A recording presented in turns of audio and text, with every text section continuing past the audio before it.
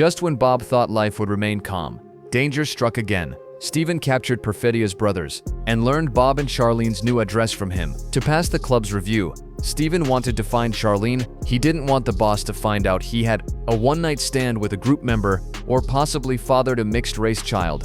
Steven, to protect his job and life, decided to quietly capture Charlene, and if she was his child, he would deal with the problem. The group quickly learned Perfidia's brother was caught and that Bob and his daughter were in danger. They immediately sent people into Charlene's school. Luckily, they had given Bob 2 signal devices earlier. In the bathroom, Charlene suddenly heard the signal. Bob had told her before, if someone gave the correct signal, she could trust them. Charlene was quickly taken from school by the group. They intended to hide her somewhere safe. Bob was devastated when he learned Charlene was in danger. He secretly escaped through an underground passage before the military found him. Steven arrived too late and didn't see Bob, but from Charlene's childhood photos on the wall, he knew it was Bob's house. Bob's road to finding his daughter was anything but smooth. He first forgot the secret code used to contact the organization. Without the code, the organization refused to tell him where Charlene was hiding. Unable to recall the password, Bob completely lost it. He told the operator that years of drinking and drug abuse had ruined his memory, but the operator didn't believe a word he said. He broke down screaming, cursing almost everyone and everything, but without the code, no one in the organization would help him. The streets were crawling with police and military looking for him. Yet Bob had no information about his daughter at all. His phone was dead, and he couldn't find a charger anywhere. Left with no choice, he went to ask Charlene's taekwondo coach for help. After hearing the situation, the coach agreed to take him home. After all the trouble, Bob finally managed to charge his phone. But when he called the organization again, he was once again stopped by the same question. Bob completely collapsed in despair. This is a key tenet of the rebellion sect. I'm surprised you can't name it. I don't know if you... Luckily, the operator's supervisors happened to be Bob's old friend. A friend asked Bob what kind of woman he liked. This time, Bob finally got the answer right, and at last, he learned where his daughter was hidden, even with the exact location. Bob was still furious. He lashed out at the operator again, venting all his rage. Fuck you! You obviously don't have kids, you fucking idiot! Meanwhile, danger was closing in fast on Charlene. After failing to find Bob, Steven chose to surround Charlene's school. He used the same tactics he once used against Perfidia to pressure Charlene's friend. To avoid being detained, the friend admitted Charlene had a phone and handed the number over to Steven. On the other side, the operatives who took Charlene were furious. They had asked her before leaving if she had a phone, and she had denied it.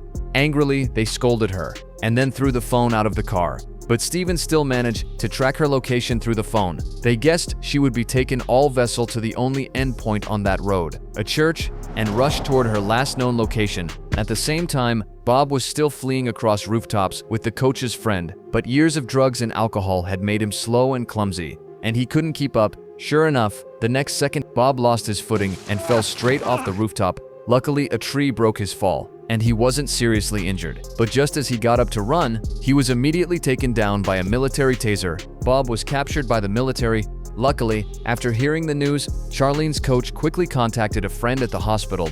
Not long after, Bob was quietly released by the coach's friend at the hospital. Bob going wild with joy when he sees the coach. After bringing Charlene to the church, the operatives believed she would be safe, but in reality, she was getting closer and closer to danger. As soon as Charlene arrived, she heard news about her mother. In the nun's words, her mother was a traitor. For Charlene, who had never met her mother, this was a devastating blow. She couldn't accept it and curled up on a bed in the corner, crying silently. Before long, Steven found Charlene. His men tied Charlene up. Steven stood in front of her, holding a DNA testing kit. He forced her to take a paternity test with him. Charlene stared at the man in confusion, but slowly she realized something was wrong. Steven told her that if the lines on the screen merged into one, Charlene didn't believe him at all. She insisted that she already had a father, and her dad would never be as stupid and pathetic as Steven, but the result was devastating. The test confirmed that Steven was indeed her biological father. When Steven saw the single line on the screen, he completely broke down. He roared in rage, calling Charlene a bastard. Tears instantly filled Charlene's eyes. She couldn't believe the man who'd raised her for 16 years wasn't her real father. Meanwhile, after evading the police, Bob finally reached the area near the church where Charlene was. He searched desperately with binoculars, only to see Charlene being taken away by Steven. Bob immediately realized his daughter was in danger. He got into his car and stayed right on Steven's tail. At that moment, Steven felt no joy at all about finding his daughter. To him, rank and reputation mattered far more than family. The two cars raced after each other down the road, but Steven reached the destination first. He went to find a former colleague of his. He asked his friend to kill Charlene for him, and he was willing to pay a huge reward, but his friend had a moral line. He would never kill a child. Seeing how firm his friend was, Steven had no choice but to give in. He asked him to deliver Charlene to another nearby military base. The people there would take care of killing her. Tempted by the payment for simply delivering her, the friend agreed. Just as Steven believed, everything had gone perfectly and was driving back, a hitman suddenly pulled up beside his car. Before Steven could even react in confusion, the hitman opened fire and shot him. Steven's car swerved violently and crashed into the desert beside the road. Seeing the smoking wreck, the hitman assumed Steven was dead and drove off to hunt for his next target, Charlene. It turned out Steven's superiors had discovered he had a mixed-race daughter, which violated one of the club's strictest taboos. They were furious over Steven's deception. They sent assassins to kill both him and Charlene on the way back. Meanwhile, Steven's friend couldn't bring himself to kill Charlene, who was just a child, but for the payment, he still delivered her to the military base Steven had named. After returning to his car, guilt caught up with him, and he turned back, gunning down every soldier on sight. In the chaos, Charlene quietly escaped, twisted her bound hands to the front with sheer flexibility.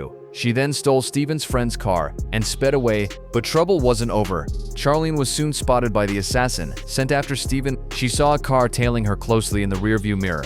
She realized she was being hunted. Watching the uneven road ahead, an idea struck her. She slammed on the brakes and stopped in the middle of the road. Then she sprinted toward the roadside dunes and dropped flat. The assassin, speeding too fast to react, crashed straight into Charlene's abandoned car. Seizing the moment, Charlene fired several shots at the assassin. As he stepped out of the car, the hitman was killed on the spot.